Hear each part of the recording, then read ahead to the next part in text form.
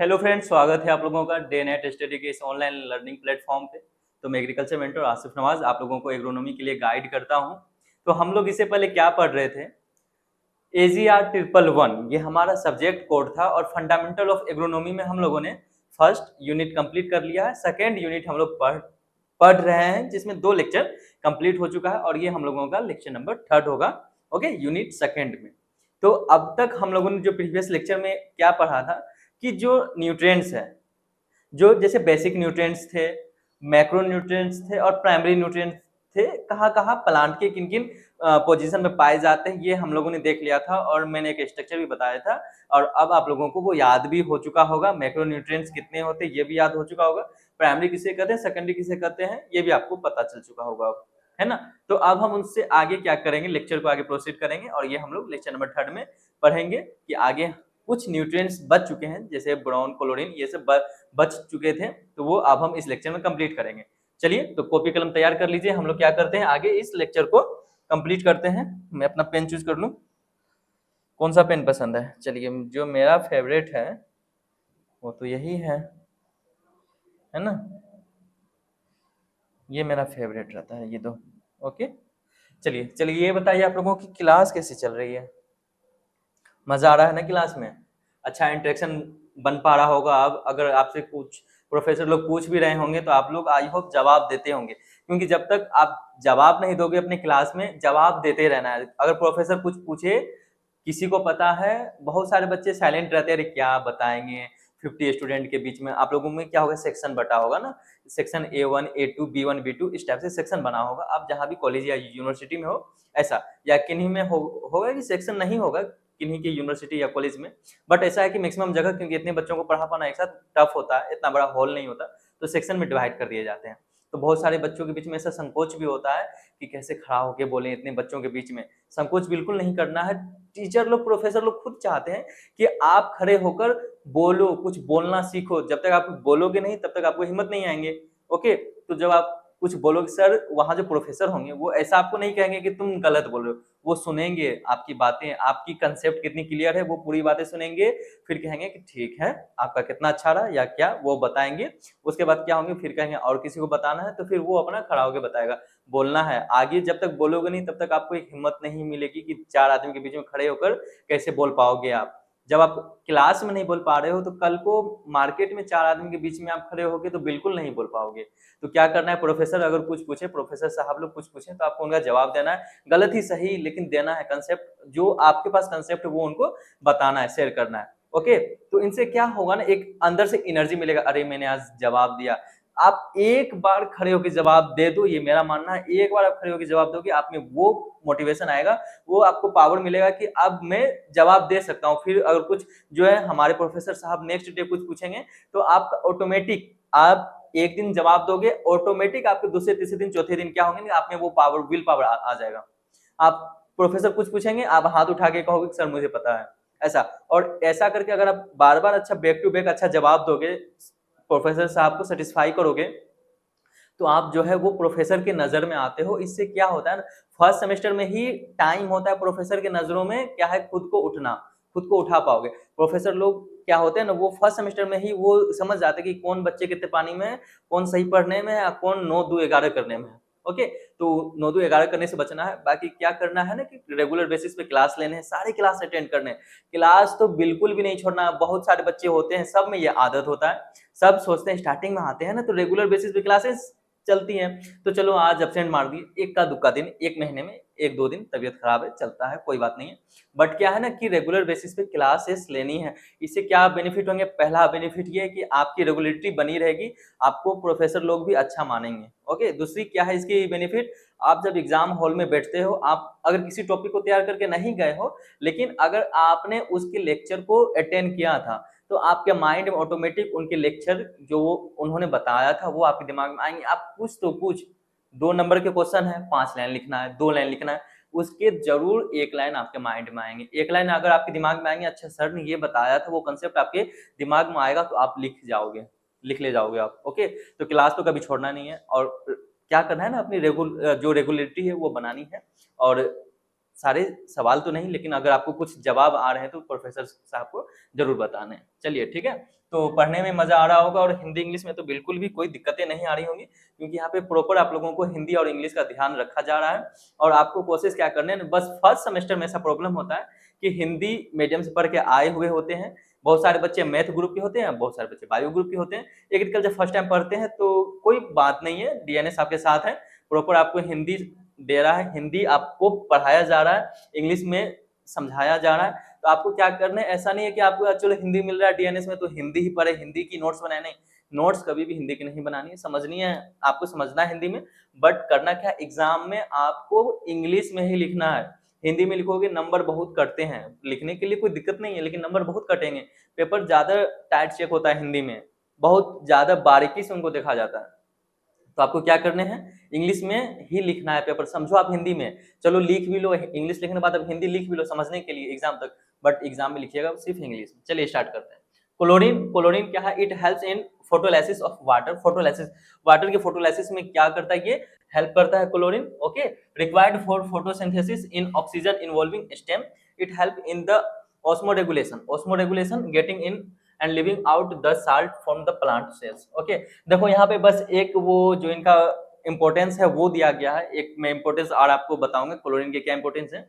तो ये क्या करता है, फोटोलिसिस में, जो वाटर का फोटोलिसिस होता है प्लांट में, उसमें हेल्प करता है, बस इतना सा याद रखना है। दूसरा क्या है कि ऑस्मो रेगुलेशन में हेल्प करता है, ठीक है, बाकी कोई इसका मेजर रोल नहीं दिया गया। आपको एक चीज याद रखना है, आपको ये जब मैं फर्टिलाइजर पढ़ाऊंगा, ओके, फर्टिलाइजर और मेन्योर वहां की ये बातें हैं, आप यहाँ पे याद रख लो, क्योंकि यहाँ क्लोरीन की बातें चल रही है। तो क्लोरीन में आपको क्या याद रखने हैं, जो क्लोरीन कंटेंट फर्टिलाइजर होते हैं,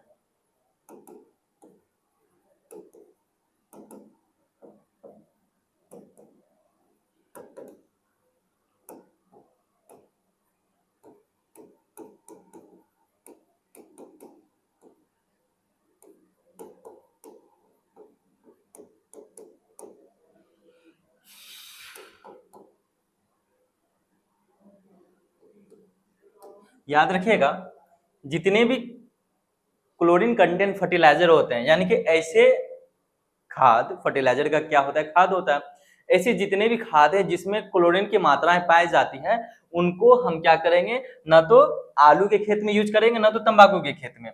क्योंकि क्या होता है ना कि अगर आलू के खेत में या तंबाकू के खेत में क्लोरीन कंटेंट फर्टिलाइजर का यूज हो गया, तो इनका इतना बुरा प्रकोप है, ये क्या करते हैं, इन फसलों की जो पत्तियां होती है उनको जला देता है, इसको कहते हैं लीफ स्कॉर्चिंग कहा जाता है।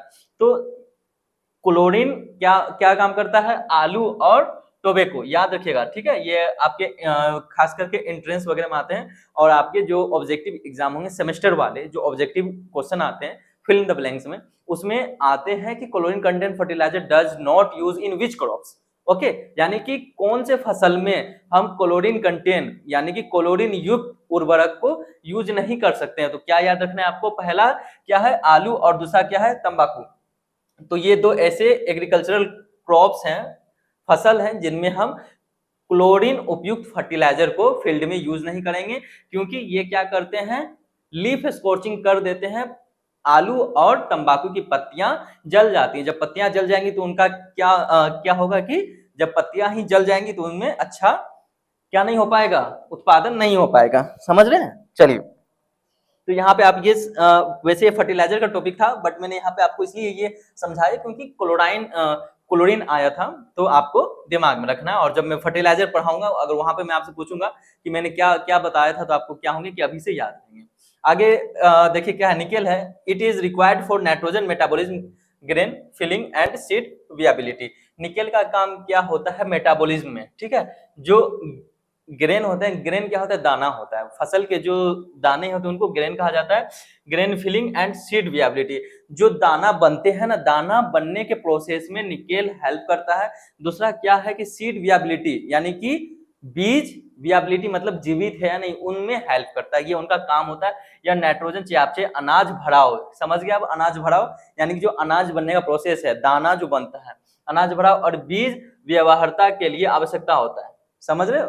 तो ये निकेल का काम था कि ग्रेन फिलिंग करता है पहला, दूसरा क्या है, सीड वियाबिलिटी को चेक करता है, यानी कि आपके जो ये बीज है, फसल जो होंगे, जैसे गेहूं का बीज है, तो ये क्या है, वायबल है या नहीं। वायबल का मतलब क्या है कि ये जीवित है या नहीं, उनमें ये निकेल क्या करता है, हेल्प करता है उनको विएबिलिटी में उनके। अब क्या हुआ कि जितने भी न्यूट्रिएंट्स थे हम लोगों ने यहाँ पे कंप्लीट कर लिया। अब आगे हम लोग पढ़ेंगे मेन्योर एंड फर्टिलाइजर, उर्वरक और खाद। तो यहाँ पे जो मैंने बताया ये कहाँ यूज होने वाला है, फर्टिलाइजर में। चलिए मेन्योर और खाद हम समझते हैं क्या है। Manure are essentially the organic material. याद रखिएगा मेन्योर को हम क्या कहते हैं, उर्वरक कहते हैं। मेन्योर क्या होता है, उर्वरक होता है, जबकि फर्टिलाइजर क्या होता है, खाद। हिंदी लिखा हुआ है ना, हिंदी लिखा हुआ है, मैं बेकार का हिंदी लिख रहा हूँ। जो मेन्योर होते हैं उनको क्या कहते हैं, उर्वरक कहते हैं, फर्टिलाइजर को हम क्या कहते हैं, खाद कहते हैं। तो जो जितने भी मेन्योर होते हैं वो क्या होते हैं, ऑर्गेनिक होते हैं। ऑर्गेनिक किसे कहेंगे, जिसमें क्या हो, कार्बन के साथ हाइड्रोजन अटैच होते हैं, इनको हम क्या कहते हैं, ऑर्गेनिक कंपाउंड कहते हैं। यानी कि ऑर्गेनिक कब कहेंगे, जब तक कार्बन के साथ हाइड्रोजन नहीं होगा। तो जितने भी मेन्योर्स होते हैं वो क्या होते हैं, ऑर्गेनिक होते हैं। Manure are essentially the organic material of natural origin such as the plant and animal waste that are used as source of plant nutrients। देखिए बहुत इंपॉर्टेंट है और आपके एग्जाम में ये आता भी है 2 नंबर के पेपर में। यानी कि जब आपका पेपर देखो, पेपर का पैटर्न आपको मैं बता रहा हूं क्या होते हैं कि 10 नंबर के ऑब्जेक्टिव आते हैं, फिल इन द ब्लैंक्स। उसके बाद 10 क्वेश्चन होंगे ऐसे जो एक नंबर के होते हैं, फिर 5 क्वेश्चन या 5 क्वेश्चन मिनिमम होते हैं जो 2 नंबर के होते हैं। कितने हो गए टोटल, 30 नंबर। फिर क्या होते हैं कि फिर 3 नंबर के क्वेश्चन होते हैं, फिर क्या होते हैं 2 5 नंबर के क्वेश्चन होते हैं। इस टाइप से क्या होता है, टोटल इन टर्म आपके 50 मार्क्स के होते हैं। तो 50 मार्क्स में इस तरह से वो डिवाइड होते हैं। तो आपको ये लिखने आ जाएगा 1 नंबर के क्वेश्चन में या 2 नंबर के क्वेश्चन में भी ये लिखने को आ सकता है आपको। तो क्या आपको क्या याद रखने हैं, मेन्योर। मेन्योर हम किसे कहेंगे, आप समझो, आप मुझे देखो और अपने माइंड में इसे रिपीट करो। मेन्योर, मान लीजिए हमको ये याद नहीं है, कैसे याद होगा, सुनिए। मेन्योर क्या है, ऑर्गेनिक होता है। हम क्या क्या याद करेंगे कि जो मेन्योर है वो ऑर्गेनिक होता है और ये क्या है कि नेचुरल ओरिजिन पदार्थ है। नेचुरल ओरिजिन क्या है, जो प्राकृतिक में पाए जाते हैं, प्राकृतिक रूप से पाए जाते हैं, उनसे ये बनते हैं। सच एज यानी कि किस टाइप से, एनिमल और प्लांट वेस्ट से। मान लीजिए कोई एनिमल की मृत्यु हो गई, कोई जानवर था, मवेशी था, वो मर गया, फिर क्या है, वो सड़ेगा गलेगा, सड़ने गलने से उसमें बायो जो उनमें और जो माइक्रो ऑर्गेनिज्म होते हैं, सूक्ष्म जीव, उनमें लगेंगे, फिर उनका अपक्षय होगा, अपघटन होगा। जब उनका अपघटन होगा तो उनके सड़ने गलने से जो हमारी मृदा है उनमें क्या होगा कि इनका फिक्सेशन होगा, मेन्योर का। समझ गए। तो इस तरह हम क्या समझे, मेन्योर किन्हें कहेंगे, मेन्योर ऑर्गेनिक होता है, ये प्राकृतिक रूप से पाए जाने वाले पदार्थ हैं जो प्लांट और एनिमल के वेस्ट प्रोडक्ट होते हैं। अगर आपको इतना याद है तो आप एग्जाम में सोच के लिख जाओगे। जो इंपॉर्टेंट पॉइंट था क्या था, ये ऑर्गेनिक होते हैं, ये कार्बनिक होते हैं।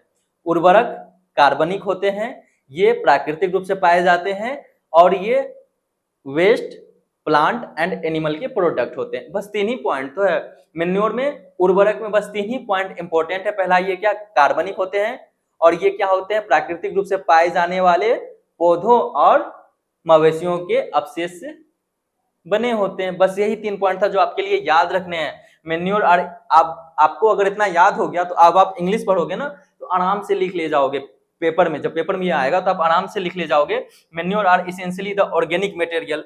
मेन्योर क्या होते हैं, वो ऑर्गेनिक मटेरियल होते हैं ऑफ नेचुरल ओरिजिन। इनका ओरिजिन क्या होता है, नेचुरल होता है। ये क्या होते हैं, ऑर्गेनिक मटेरियल होते हैं, such as plants and animal waste. ठीक है, ये क्या होते हैं, पौधे और जानवर के अवशिष्ट होते हैं, waste that are used as source of plant nutrients.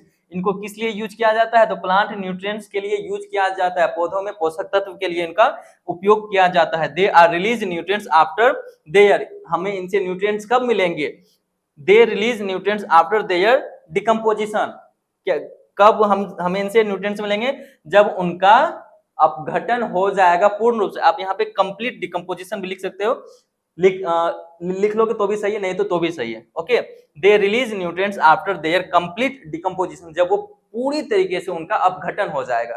ठीक है, these are bulky in nature. जो मेन्योर्स होते हैं वो नेचर में बल्कि होते हैं, बल्कि मतलब बहुत सारे अमाउंट में यूज किए जाएंगे तब उनसे कुछ मात्रा में पोषक तत्व मिलेंगे। अभी आगे और डिफाइन करता हूं। ओके, पहले ये समझिए, these are bulky in nature, ये क्या होते हैं, बहुत बड़े पैमाने पे यूज किए जाते हैं, बल्क मतलब बड़े पैमाने पे।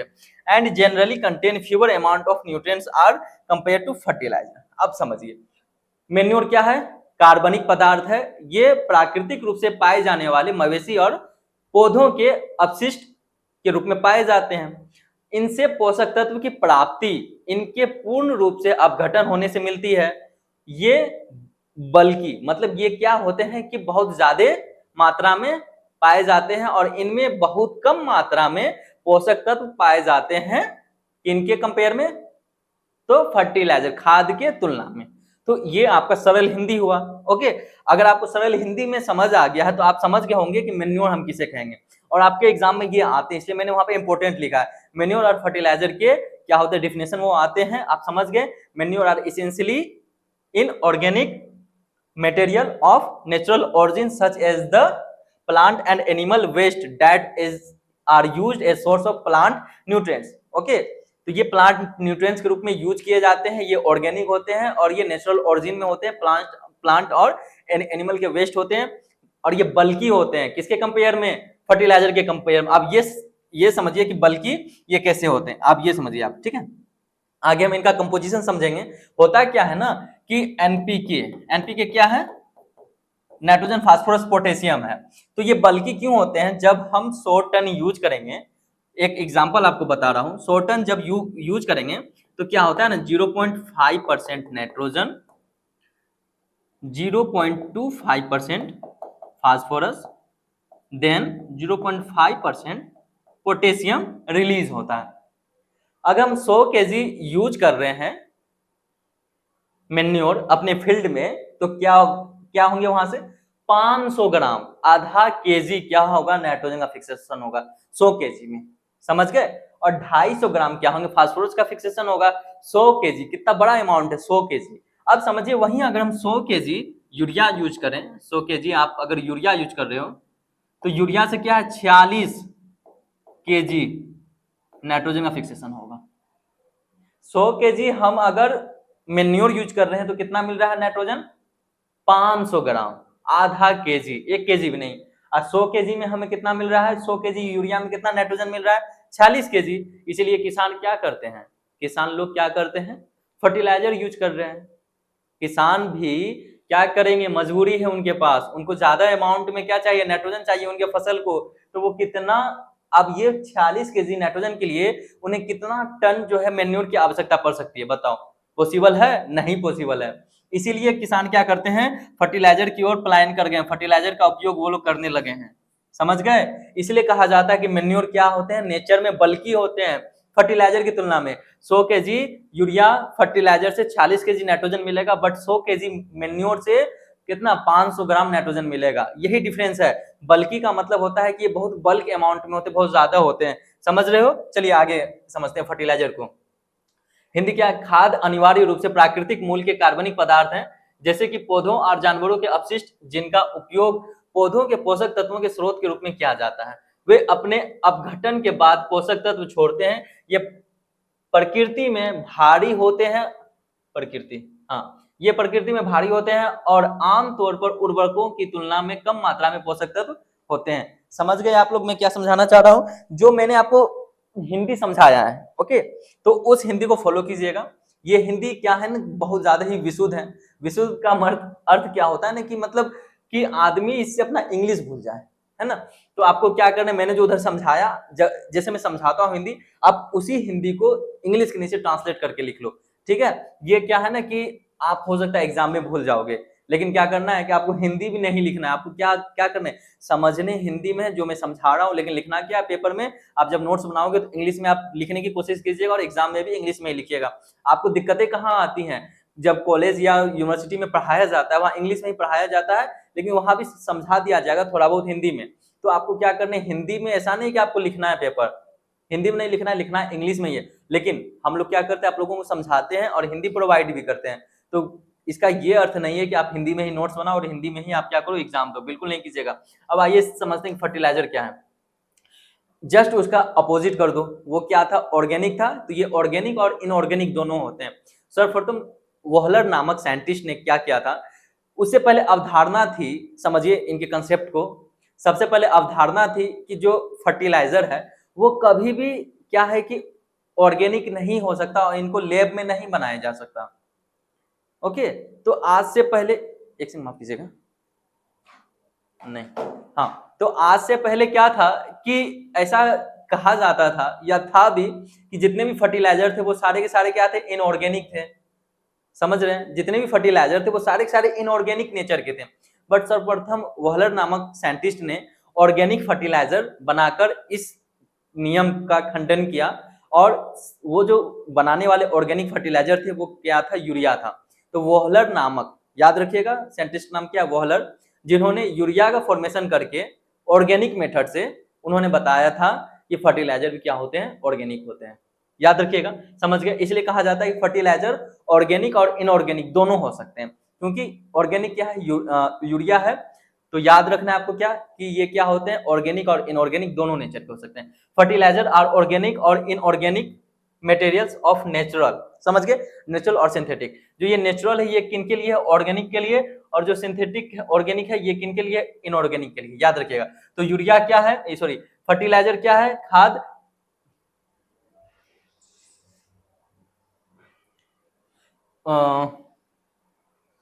एक सेकंड हमको माफ कीजिएगा, यहाँ पे मैंने मेन्योर एंड फर्टिलाइजर है, हाँ सही है, ठीक। तो क्या है कि मेन्योर का अर्थ होता है उर्वरक, सॉरी, मेन्योर का अर्थ होता है खाद और फर्टिलाइजर का अर्थ होता है उर्वरक। यहाँ पे वो हो गया कंफ्यूजन। मेन्योर क्या होते हैं, खाद, फर्टिलाइजर क्या होते हैं, उर्वरक। तो जो फर्टिलाइजर है, कहा जाता था कि ये क्या हो सकते हैं, सिर्फ इनऑर्गेनिक हो सकते हैं, अकार्बनिक पदार्थ हो सकते हैं। लेकिन वॉलर नामक साइंटिस्ट ने इस नियम को खंडित किया और उन्होंने बताया कि फर्टिलाइजर क्या है, ऑर्गेनिक है, और यूरिया का फॉर्मेशन करके, यूरिया का मेकिंग करके इस नियम का खंडन किया था उन्होंने। तो जो फर्टिलाइजर है, जो हमारा उर्वरक है, ये क्या है कि ऑर्गेनिक और इनऑर्गेनिक दोनों हो सकते हैं, जो कि या तो नेचुरल होगा, ऑर्गेनिक होंगे तो नेचुरल होंगे, सिंपल सी बात है, और इनऑर्गेनिक होगा तो ये सिंथेटिक होगा। सिंथेटिक क्या होता है, जिसे मानव द्वारा निर्मित की जाती है। तो synthetic origin which are added to the soil to supply certain elements essentially for the plant growth and development. These are generally produced at commercial scale and contain higher percentage of plant nutrients. क्या है, contain higher percentage of plant nutrients as compared to manure। समझ गए कि जो उर्वरक है ये क्या है, कार्बनिक और अकार्बनिक दोनों रूप में पाए जाते हैं। ये प्राकृतिक और सिंथेटिक यानी कि मानव निर्मित फॉर्म में उपलब्ध होते हैं। इन्हें सॉइल में मिलाया, इन्हें मृदा में मिलाया जाता है कुछ पार्टिकुलर, कुछ पार्टिकुलर इसेंशियल न्यूट्रिएंट्स को पौधों में क्या है, पौधों, ठीक है, पौधों में न्यूट्रिएंट्स के सप्लाई करने के लिए, जो कि पौधों के ग्रोथ और डेवलपमेंट के लिए क्या होते हैं, रिस्पॉन्सिबल होते हैं। समझ रहे हो, तो सिंपल सा है, डिफिनेशन आपको याद भी रहेगा, क्योंकि एग्जाम में आते हैं तो याद रखना तो बहुत इंपॉर्टेंट है। समझ रहे हो, इंपॉर्टेंट है आपके एग्जाम के लिए। मेन्योर फर्टिलाइजर, बस सिंपल सा कंसेप्ट ये याद रखना था आपको कि मेन्योर क्या होते हैं, वो ओनली ऑर्गेनिक होते हैं, और फर्टिलाइजर क्या होते हैं, ये ऑर्गेनिक और इनऑर्गेनिक दोनों नेचर में पाए जाते हैं। और ये इनका ओरिजिन क्या होगा, तो नेचुरल के साथ साथ सिंथेटिक होंगे, और ये सॉइल में अप्लाई किया जाता है पौधों को सर्टेन न्यूट्रिएंट्स के सप्लाई के लिए, जो कि पौधों के वृद्धि विकास के लिए आवश्यक होता है। These are generally produced as commercial scale. Commercial scale क्या है, बड़े पैमाने पे, क्योंकि मेन्योर को आप हमें 46 केजी नाइट्रोजन फिक्सेशन करना है, तो कितना मेन्योर लगेगा सोच रहे हो, 230 केजी, 230, 100 केजी में मिल रहा है आधा केजी, तो 46 केजी कितना में मिलेगा, तो 230 सॉरी 2030 में, 2030 केजी में, 100 केजी में है 500 ग्राम, यानी कि हाफ केजी। हमको चाहिए कितना, 100 केजी, इसको मैं लिख ले रहा हूँ हाफ केजी, ठीक है, और हमें चाहिए कितना, 46 केजी, यानी क्या है इसका आधा है, 46 का आधा है, हमें चाहिए कितना, यानी कि हाफ हाफ अगर हम करके देंगे तो हमें चाहिए कितना, 92 केजी, 92 बार, ठीक है, 92 बार, तो 92 पे डबल जीरो बैठा दो, इतना हमें मेन्योर चाहिए, 9200 केजी मेन्योर चाहिए। समझ रहे हो, तो इतना मेन्योर किसान कहाँ से लाएगा, इतना मेन्योर एक किसान कभी भी नहीं बना सकता। मेन्योर कैसे बनते हैं, जो गोबर होते हैं किसान के पास, जो मवेशी होते हैं, उनके गोबर को इकट्ठा कर करके कंपोस्ट वगैरह तैयार किया जाता है। मेन्योर के टाइप्स हम आगे पढ़ेंगे कि कितने प्रकार के मेन्योर होते हैं, ओके, तो उसमें हम जानेंगे कि मेन्योर कितने प्रकार के होते हैं। तो इतना बना पाना क्या होता है, काफी मुश्किल होता है, तो वो क्या करते हैं, फर्टिलाइजर यूज करते हैं। हाँ, ये क्या था, इंपॉर्टेंट था। ये रहने दो। तो समझ गए क्या करना है आपको कि फर्टिलाइजर सिंपल सा है, और हो सकता है कि अगर आपको ये एक नंबर में ना दे तो टीचर लोग क्या करते हैं ना, वो आपको डिफरेंस देंगे, एक difference between manure and fertiliser. तो आपको क्या करना है, दोनों का डिफिनेशन लिखना है, समझ रहे हैं, और आगे आप लिख दोगे, यानी कि इसको आप बहुत ज्यादा इलुबरेट कर सकते हो। कैसे, fertiliser organic in nature and inorganic. Manure में क्या क्या लिखोगे, ओनली ऑर्गेनिक इन नेचर, या फिर आप क्या लिखोगे, their origin natural and synthetic. आप मैन्योर में ओनली नेचुरल। फिर आप लिखोगे कि these are concentrated in nature, उसमें क्या लिखोगे, या these are concentrated compare to manure. Manure में क्या क्या लिखोगे, these are bulky in nature compare to fertiliser. तो बहुत ज्यादा आप क्या कर सकते हो, डिफरेंस आप इसमें खोज सकते हो। समझ गए कितना डिफरेंस है। तो आप चाहो ना तो कम से कम 6-7 इन जो ये मैंने आपको बताया इनका डिफिनेशन, इनसे आप 6-7 क्या क्या कर सकते हो, डिफरेंस दोनों में बना सकते हो। तो ये आपके ऊपर है कि कितना डिफरेंस आप बना सकते हो। समझ गए दोनों में कि मैन्योर क्या है, ऑर्गेनिक है, फर्टिलाइजर क्या है, ऑर्गेनिक इनऑर्गेनिक दोनों नेचर में होते हैं। मैन्योर क्या है कि नेचुरली ऑरिजिन है, जो कि प्लांट और एनिमल के वेस्ट प्रोडक्ट होते हैं, और जब उनका कंप्लीट डिकम्पोजिशन होता है तो वे सॉइल में न्यूट्रिएंट्स देते हैं, न्यूट्रिएंट सप्लाई करते हैं। और इनका क्या है कि ये ऑर्गेनिक इनऑर्गेनिक दोनों नेचर में होते हैं, और इनका ओरिजिन नेचुरली और सिंथेटिक दोनों फॉर्म में होता है। और इनको जब हम सॉइल में अप्लाई करेंगे तब ये क्या करेंगे, एसेंशियल न्यूट्रिएंट्स प्लांट को प्रोवाइड करेंगे पौधों के अच्छे वृद्धि विकास के लिए। समझ गए, बस इतना सा है। इनको कमर्शियल लेवल पे यूज किया जाता है, और ये क्या होते हैं, कंसंट्रेटेड होते हैं कंपेयर टू मैन्योर के में। ठीक है, इसमें हाई परसेंटेज न्यूट्रिएंट्स होते हैं। ये इनका हिंदी है। चलिए आगे बढ़ते हैं। आगे आपको समझना है क्लासिफिकेशन ऑफ मैन्योर। अब हम क्या करेंगे, यहाँ पे मैन्योर का क्लासिफिकेशन करेंगे। मैन्योर क्या होते हैं, ऑर्गेनिक होते हैं, इसलिए उनको कहा गया है ऑर्गेनिक मैन्योर। जब हम जैविक खादों का वर्गीकरण करेंगे on the basis of nutrients के बेसिस पे, ओके, यानी कि दो बेसिस पे करेंगे। एक क्या है कि ऑर्गेनिक मैन्योर का हम डिफरेंशिएशन मतलब उनको क्लासिफाई करेंगे, वर्गीकृत करेंगे। पहला क्या के बेसिस पे, न्यूट्रिएंट्स के बेसिस पे, पोषक तत्व के बेसिस पे। On the basis of nutrients content per unit quantity organic manure are broadly classified into 2 class. पहला क्या है, या ग्रुप, पहला क्या है, bulky manure and concentrated organic manure. Bulky क्या है कि जो बल्क अमाउंट में होते हैं उनमें न्यूट्रिएंट्स कम होंगे as compare to concentrated organic manure. दोनों क्या है, मैन्योर ही है, एक ज्यादा बल्कि है, एक कंसंट्रेटेड है। कंसंट्रेटेड का अर्थ होता है कि कुछ ज्यादा अमाउंट में, कुछ ज्यादा मात्रा में बल्कि सोर्स में न्यूट्रिएंट्स पाए जाएंगे। ओके, आप समझिए दो क्लास में हमने क्लासिफाई किया, पहला बल्कि, दूसरा कंसंट्रेटेड। आप समझिए बल्कि ऑर्गेनिक मैन्योर क्या है, भारी जैविक खाद, contain relatively lower amount of nutrient per unit of material, यानी कि जितना मटेरियल हम यूज कर रहे हैं उनसे कम अनुपात में क्या होगा ये कि न्यूट्रिएंट्स यूज करेंगे। Okay, contain relatively lower amount of nutrient per unit material and therefore on equal nutrients basis these need to be applied in the bulk quantity however। सामग्री की प्रति इकाई में अपेक्षाकृत कम मात्रा में पोषक तत्व होते हैं, और इसलिए समान पोषक तत्वों के आधार पर इन्हें बड़ी मात्रा में लागू करने की आवश्यकता होती है। समझ गए, नाम से ही पता चल रहा है ना, बल्कि, यानी बल्क अमाउंट में यूज किया जाएगा तब ये क्या करेंगे, हमें कुछ पोषक तत्व देंगे। अब आगे चलिए, आगे है कंसंट्रेटेड ऑर्गेनिक मैन्योर, सांद्रित जैविक खाद। दिमाग में रखिए, दिमाग में क्या रखना है कि हमने बल्कि जो हम लोगों का मैन्योर था, ऑर्गेनिक मैन्योर, इनको हमने दो पार्ट में क्लासिफाई किया। पहला पार्ट था बल्कि, दूसरा क्या है, कंसंट्रेटेड। बल्कि में रिलेटिवली न्यूट्रिएंट्स कम होंगे और भारी मात्रा में इनका उपयोग किया जाएगा। कंसंट्रेटेड ये भी मैन्योर ही है, बट क्या होगा, इनमें पोषक तत्व बल्कि से ज्यादा होंगे। Content relatively higher amount of nutrients per unit quantity, याद रखिएगा पर यूनिट क्वांटिटी में इनमें न्यूट्रिएंट्स क्या होंगे, ज्यादा होंगे, क्या है, bulkiness of the material and therefore need to be applied in larger quantities. समझ गए, दोनों में बहुत छोटा सा डिफरेंस है। जब इनमें पोषक तत्व ज्यादा होगा तो सिंपल सी बात है, हम कम यूज करेंगे, कम मात्रा में यूज होगा। उसमें पोषक तत्व वो कम है तो ज्यादा मात्रा में यूज करना पड़ रहा है। समझ रहे हो, बस इतना सा था। तो समझ गए, मैन्योर को दो क्लास में क्लासिफाई किया गया था, बल्कि organic manure and concentrated organic manure. अब हम फर्टिलाइजर को क्लासिफाई करेंगे। अच्छा, इनके कैरेक्टरिस्टिक को आइए पहले समझ लेते हैं, क्या कैरेक्टरिस्टिक्स हैं इनके। कैरेक्टरिस्टिक्स ऑफ ऑर्गेनिक मैन्योर और benefits of organic manure. Organic manure जो है जैविक खाद के लक्षण और जैविक खाद के फायदे क्या क्या। बीइंग बल्की इन नेचर, अभी मतलब तभी से हम यही समझा रहे हैं कि मेन्योर्स क्या होते हैं, खाद क्या होते हैं, नेचर में बल्की होते हैं। इंप्रूव सॉइल स्ट्रक्चर, ये सॉइल के स्ट्रक्चर को क्या करता है, उन्नत बनाता है। डिक्रीज सॉइल, यहाँ याद रखिएगा, यहाँ पे कॉमा लगाइएगा, डिक्रीज सॉइल बल्क डेंसिटी, मृदा के स्थूल घनत्व को कम करता है। Increase infiltration rate when added in the soil. Infiltration rate समझिए क्या होता है। मृदा में क्या होते हैं कि दो टाइप के पोर पाए जाते हैं, एक माइक्रो एक मैक्रो।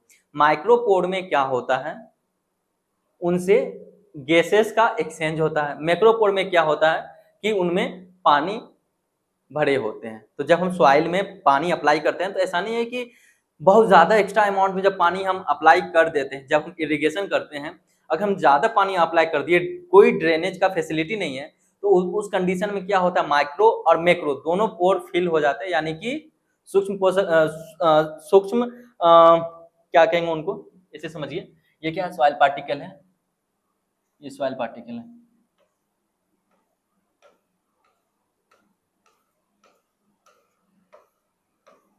तो ये जो आप रास्ता देख रहे हो ना, ठीक है, और ये उनसे पतला रास्ता है, ठीक है। मान लीजिए ये क्या आपका मैक्रोपोर है, मैक्रो, ये क्या है, ये वाला, ये क्या है, माइक्रो।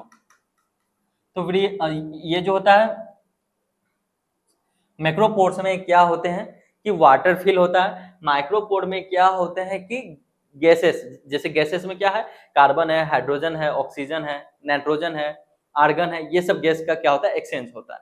तो जब हम बहुत ज्यादा इरिगेशन करते हैं, ड्रेनेज की कोई फैसिलिटीज नहीं होती है, उस कंडीशन में ये दोनों पोर क्या होते हैं, फिल हो जाते हैं। उस कंडीशन में विल्टिंग पॉइंट जैसा कंडीशन आता है और पौधे सूख जाते हैं। तो ये उस टॉपिक में पढ़ाएंगे, बस आपको मैं समझा रहा था कि क्या होते हैं, किस बात पे मैं आपको समझा रहा था, इनफिल्ट्रेशन समझा रहा था।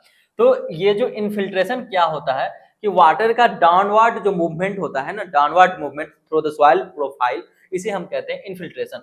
समझिए इनफिल्ट्रेशन क्या है। अब ये आपका क्या है, सॉइल सरफेस है। कभी कभी ना काम नहीं करता है, समझिए ये क्या है, आपका सॉइल सरफेस है, ये आपका सॉइल सरफेस है। जब वाटर का डाउनवर्ड मूवमेंट होगा, हमने कुछ पानी की बूंद, मतलब पानी हमने डाला, तो downward movement of water through soil profile, पहले क्या है, ओ होरिजोन, ए होरिजोन, ओके, फिर ई होरिजोन, फिर क्या है, बी होरिजोन, फिर सी है, फिर आर है। तो ये आर क्या आपका रेगोलिथ है। सॉइल का सबसे लोअर पार्ट होता है रेगोलिथ, जहां पे बेड रॉक्स पाए जाते हैं, चट्टानें पाई जाती है। चट्टानों के वेदरिंग से क्या होता है, पैरेंट मटेरियल बनता है, सी होरिजोन, फिर उनके बाद बी होरिजोन बनता है, फिर ई, फिर ए, ई को A2 होरिजोन भी कहते हैं, इनको A2। तो जो ए होरिजोन है, और याद रखिएगा ये ओ होरिजोन ओनली फॉरेस्ट सॉइल में पाए जाते हैं। फॉरेस्ट सॉइल जो जंगल का एरिया होता है, जहां लीफ लिटर होते हैं, वहां पे क्या होते हैं, ये ओ होरिजोन पाए जाते हैं। एरेबल सॉइल जहां खेती होती है, वहां पे ओ होरिजोन नहीं पाए जाते हैं। ये एरिबल सॉइल में ये नहीं पाया जाएगा, याद रखिएगा। एरिबल सॉइल में जहां खेती होता है, जहां किसान खेती करते हैं, वहां ओ होरिजोन नहीं पाया जाता है, वहां ए, ई, बी, सी, आर, ये 4 होरिजोन पाए जाते हैं। तो क्या होता है, जब इरिगेशन होता है, तो जो हमारा जो क्या है, पानी है, उनका डाउनवर्ड मूवमेंट जब होता है सॉइल प्रोफाइल से, इनसे क्या होता है, जो न्यूट्रिएंट्स होते हैं उनका पानी के साथ घुलकर नीचे की ओर जाना, यही इनफिल्ट्रेशन कहलाता है। समझ गए, इन्हीं को हम इनफिल्ट्रेशन कहते हैं। तो उन्हीं बात को ये बता रहा है कि ये इनफिल्ट्रेशन रेट को इंक्रीज करता है। जब ऑर्गेनिक मेन्योर हम सॉइल में अप्लाई करेंगे, तो ये इनफिल्ट्रेशन रेट को बढ़ा देता है, यानी कि पानी जल्दी जल्दी क्या होता है, वो सॉइल सरफेस में अंदर वो चला जाता है। यही इनका कहने का अर्थ था। ये आपको मैम सॉइल साइंस में अच्छे से समझाएंगी, और काम के भर मैंने आपको समझा दिया कि क्या होता है ए होरिजोन, क्या होता है बी होरिजोन, सी होरिजोन, और ये कैसे पाए जाते हैं, समझ गए। तो क्या होता है, ये नेचर में बल्की होते हैं, सॉइल स्ट्रक्चर को इंप्रूव करता है, और सॉइल के बल्क डेंसिटी को डिक्रीज कर देते हैं, और इनफिल्ट्रेशन रेट को बढ़ा देता है जब हम इनको मृदा में अप्लाई करते हैं। तो चलिए आगे बढ़ते हैं। आगे क्या है, आगे organic manure are good source of plant nutrients, पौधों के पोषक तत्व के लिए बहुत अच्छे होते हैं। Increase moisture retention capacity of soil, मृदा में मॉइस्चर रिटेंशन, यानी कि जो क्या कहोगे, मॉइस्चर को, नमी, जो नमी धारण क्षमता है उनको बढ़ा देता है। जब हम मेन्योर को सॉइल में अप्लाई करते हैं तो मॉइस्चर रिटेंशन को क्या कर देता है, धारण क्षमता को, यानी कि ज्यादा से ज्यादा मॉइस्चर को एब्जॉर्ब करके रख सकता है, नमी बना के रख सकता है। कहते हैं ना कि आपके सॉइल में मॉइस्चर नहीं है, यानी कि आपके सॉइल में नमी नहीं है। कोई ऐसा आप फील्ड देखे होंगे या जहां आप लोग खेलने जाते होंगे तो जमीन एकदम बंजर होता है, सूखा होता है, वहां तो साफ मॉइस्चर नहीं होता। तो जहां किसान खेती करते हैं वहां नमी होता है, हल्का हल्का, आप अगर मिट्टी उठा के से हाथ में महसूस करोगे हल्का गीला होता है, तो उसी को कहते हैं मॉइस्चर। तो क्या है कि सॉइल में मॉइस्चर रिटेंशन को इंक्रीज करता है, नमी धारण क्षमता को बढ़ा देता है। फिर क्या, increase buffering capacity of the soil, buffering capacity क्षमता को ये बढ़ा देता है। बफरिंग कैपेसिटी क्या होता है कि चार्ज, सॉइल में भी क्या होते हैं, चार्ज होते हैं, चार्ज पार्टिकल होते हैं, पॉजिटिव निगेटिव होते हैं, तो उनको मेंटेन करने की क्षमता को हम क्या कहते हैं, बफरिंग कैपेसिटी कहते हैं। Maintain the soil pH. Okay, pH में क्या क्या होता है, पीएच एक होता है एसिडिक, एक होता है बेसिक। तो इनसे क्या होता है, ये टेम्पोररी चार्ज होते हैं, टेम्पोररी चार्ज होते हैं। ऑर्गेनिक जो होते हैं क्या कहते हैं उनको, ऑर्गेनिक सॉइल में। और एक होता है आपको क्या कहता हूँ उसमें, दिमाग से मिस कर गया ना, अरे ऑर्गेनिक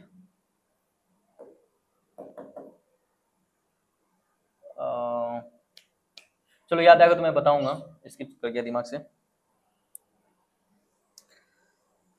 ह्यूमस, हाँ, जो ह्यूमस होते हैं, ह्यूमस, ह्यूमस में क्या क्या होता है कि 20% परमानेंट चार्ज होते हैं। टीचर लोग आपसे पूछेंगे, याद रखिएगा, जब सॉइल साइंस की क्लासेस चलेगी उनमें ह्यूमस में 20% परमानेंट चार्ज होता है और 80% क्या होता है, 80% ये परमानेंट चार्ज नहीं होता है, ये सॉइल पीएच के कारण आता है। ओके, और ऑर्गेनिक सॉइल में क्या होता है, जस्ट इसके अपोजिट, 80% परमानेंट होगा और 20% क्या होंगे कि टेम्पोररी। पी से परमानेंट है, टी से टेम्पोररी, याद रखिएगा, ठीक है। पी से परमानेंट है, टी से टेम्पोररी है। 80% परमानेंट चार्ज होंगे और 20% क्या होगा, 80% 80% ऑर्गेनिक सॉइल में परमानेंट चार्ज होते हैं और 20% टेम्पोररी होते हैं। और ह्यूमस में 20% परमानेंट चार्ज होते हैं और 80% क्या होते हैं, वो टेम्पोररी चार्ज होते हैं। तो बफरिंग कैपेसिटी क्या है ना, कि ये सॉइल पीएच को, ये रेसिस्टिविटी, ये रेसिस्टेंस पैदा करता है, अपने ये स्थिर रहना चाहता है। अगर आपको हम कहें, अगर आपका आदत है कि आप दिन में 5 घंटा पढ़ते हो, रात में आपको पढ़ने की आदत नहीं है, अगर मैं कहूँ नहीं आपको रात में ही पढ़ना है, तो आप वहां पे आर्ग्यूमेंट करोगे, नहीं मुझे दिन में ही पढ़ना है, मुझे दिन में ही पढ़ने में मजा आता है, दिन में मुझे अच्छा फील होता है, दिन में मैं पढ़ पाता हूँ, रात को नहीं पढ़ पाऊंगा, रात को मुझे नींद आता है। तो ये क्या है कि आप उसे समझाना चाह रहे हो कि भाई ऐसा नहीं होगा, हम दिन में ही पढ़ेंगे। तो वो क्या है कि आप उनको बता रहे हो, तो वही बफरिंग कैपेसिटी है। ये क्या होता है कि अपने कैरेक्टर को मेंटेन रखना चाहता है, ना तो एसिडिक होना चाहता है ना तो बेसिक। तो ये क्या होता है, बफरिंग कैपेसिटी होता है, उनको भी ये क्या करता है, इंक्रीज कर देता है। Reduce soil pH by producing organic matter, मृदा में, याद रखिएगा, बहुत अच्छी बात है। कैसे होता है, ये सॉइल पीएच को रिड्यूस करता है ऑर्गेनिक एसिड, अगर ऑर्गेनिक क्या है, ऑर्गेनिक एसिड, ठीक है, कार्बनिक अम्लों का उत्पादन करके मिट्टी के पीएच को कम करता है। कैसे करता है, मेन्योर है, क्या है, कार्बनिक है, मेन्योर क्या है, कार्बनिक है। उसमें क्या होते हैं कि जो प्लांट वेस्ट होता है या जो एनिमल वेस्ट होता है, उनके डिकम्पोजिशन में कौन कौन हेल्प करता है, माइक्रो ऑर्गेनिज्म, सूक्ष्म पोषक तत्व। तो वो क्या करते हैं, जब वो भी खाते खाते एक टाइम आता है, उनका भी लाइफ साइकिल कंप्लीट होता है, वो भी जब डेड होते हैं, मरते हैं, तो मृदा में ही जाके मिल जाते हैं। तो ये ऑर्गेनिक नेचर होने के कारण ये क्या होते हैं कि जब सॉइल में इनका डिकम्पोजिशन होता है, सॉइल में ये सड़ते गलते हैं, तो ये नेचर में क्या होता है, एसिडिक होते हैं। एसिडिक होने के कारण जितना एसिडिक मटेरियल सॉइल में अप्लाई होगा तो सॉइल के पीएच को कम करेगा वो। तो सिंपल सा है, याद रखिएगा कि जब मृदा में ऑर्गेनिक कंटेंट का मात्रा बढ़ेगा तो सॉइल क्या होगा, नेचर में एसिडिक होगा, सॉइल पीएच डिक्रीज करेगा। एसिडिक होने का मतलब है सॉइल का पीएच का रेंज क्या होता है, सॉइल का पीएच का रेंज क्या है, तो 0 से, अरे यार, 0 से 14, ओके, बीच में क्या है 7, यानी कि 7 से लेस देन है, 7 से इधर आओगे आप, 0 to 7 क्या होता है, एसिडिक होता है, यानी कि 1 2 तो मोर देन एसिडिक होता है, और 7 से 14 के बीच में जाओगे तो ये क्या होता है, बेसिक होता है, और 7 पे क्या होता है, न्यूट्रल होता है। तो जब सॉइल पीएच घटने का अर्थ है कि 7 से कम हो रहा है, तो क्या है कि ऑर्गेनिक मैटर जब सॉइल में क्या होता है वो ऐड होता है, तो ये सॉइल के पीएच को रिड्यूस करता है। जब सॉइल का पीएच रिड्यूस होगा तो वहां पे क्या होंगे, उनका एसिडिक नेचर बढ़ जाएगा, यही कह रहा है। और पांचवा पॉइंट है regulate thermal regimes of soil, मिट्टी के तापीय शासन को भी विनियमित करता है। यानी कि सॉइल भी क्या होता है, जब आप सॉइल की अंदर खुदाई करते हो ना बहुत ज्यादा, जब हाथ में उसको उठाओगे तो थोड़ा सा आपको ऐसा महसूस होगा कि गर्म हीट है, तो उनको भी ये मेंटेन करने का काम करता है। समझ रहे हो? चलिए, तो यहाँ पे हम लोगों ने अब तक क्या समझा कि मेन्योर के बारे में हम लोगों ने जाना, मेन्योर क्या होते हैं, मेन्योर को दो पार्ट में क्लासिफाई किया। अब मेन्योर की कैरेक्टरिस्टिक्स को हम लोगों ने जाना, तो ये भी क्या है कि आपके एग्जाम के पॉइंट ऑफ व्यू से बहुत इंपॉर्टेंट है। यानी कि इस टॉपिक में अब जो भी मैं बताऊंगा सब के सब क्या है कि बहुत इंपॉर्टेंट है, आपके पेपर में ये आते हैं। अब हम समझेंगे कि डिसएडवांटेज क्या है या इनके लिमिटेशन क्या है। हमें अगर इनके डिसएडवांटेज हैं तो इनके लिमिटेशन भी होंगे, हमको कम अमाउंट में इनको यूज करना होगा या किस तरह यूज करना है वो समझेंगे। Sometime the cost of organic manure may be more than that of the chemical fertilizer, especially where fertilizer are available at subsidy price। Simple सी बात है, मेन्योर क्या होता है, बल्कि इन नेचर होते हैं, नेचर में बल्कि होते हैं, तो हमें ज्यादा मेन्योर खरीदने की आवश्यकता पड़ेगी। जब ज्यादा मेन्योर खरीदेंगे तो ज्यादा रुपए का डिमांड होगा, जब ज्यादा रुपए का डिमांड होगा तो क्या होंगे, तो ये गलत बात है। कब? जब अगर हमें फर्टिलाइजर जो है सब्सिडी पे मिल रहा है, कि कितना सब्सिडी मिलता है, यूरिया का प्राइस कितना है, 600 रुपए। यूरिया मार्केट में आपको कितने में मिलता है, 600 में, जिसमें सरकार कितने रुपए, 300 रुपए सब्सिडी देती है, तो यूरिया आपको कितने में हुआ, 300 रुपए में हुआ। इसलिए कहा जाता है कि अगर जब हमें यूरिया, अगर हमें फर्टिलाइजर सब्सिडी में मिल रहा है तब तो मेन्योर का यूज करना क्या है, महंगा पड़ जाएगा। तो ये क्या है, इनका पहला डिसएडवांटेज है। आगे समझिए, आगे है कि there is a chance of occurring disease and insect attack in crop if the contaminated material were used for the making manure. होता क्या है, जब हम ऑर्गेनिक मैन्योर यूज करते हैं, मैन्योर किससे बनते हैं, प्लांट के वेस्ट से और एनिमल के वेस्ट से। तो जब प्लांट का वेस्ट होता है, तो जैसे घर में क्या होते हैं कि साग सब्जी जो यूज किया जाता है, किचन में जो कटे फटे होते हैं उन्हें भी हम क्या करते हैं, इकट्ठा कर देते हैं, फेंक देते हैं, वो भी ऑर्गेनिक मैन्योर के मेकिंग के लिए उनको यूज किया जाता है। तो क्या क्या होता है ना कि एक बहुत खराब प्राणी है जिसे कहते हैं दीमक, टर्माइट्स। ये क्या होते हैं कि लकड़ी में लगता है, लकड़ी यानी कितना भी बड़ा विशाल हो लकड़ी खा जाएगा उनको, इनका बहुत खराब गुण है।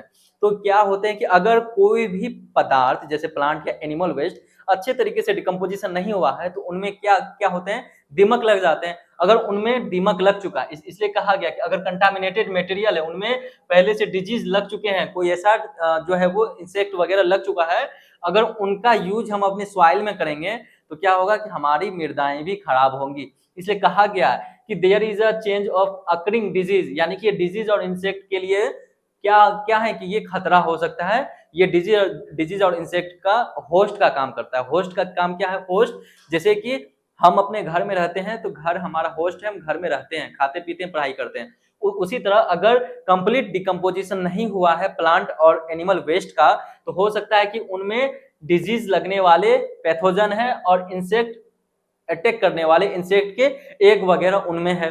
जब उन मेन्योर को हम अपने फील्ड में अप्लाई करेंगे तो हमारे फील्ड में आएंगे तो हमारे फसल को वो क्या करेंगे, हार्मफुल करेंगे, हमारे फसल के लिए वो क्या हार्मफुल है।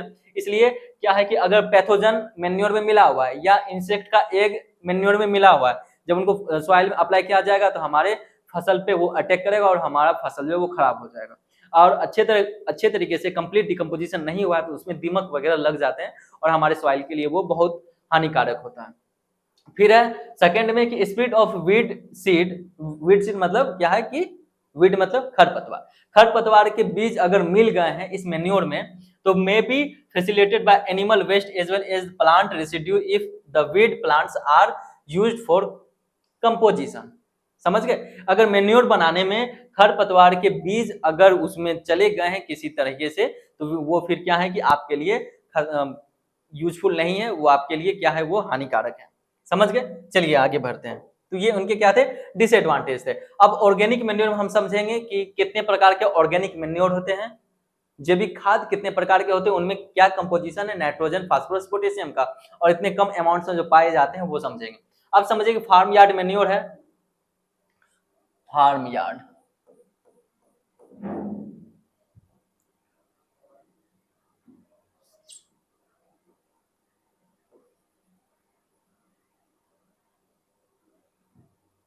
फार्म यार्ड मैन्योर को हम क्या कहते हैं? गोबर खाद कहते हैं।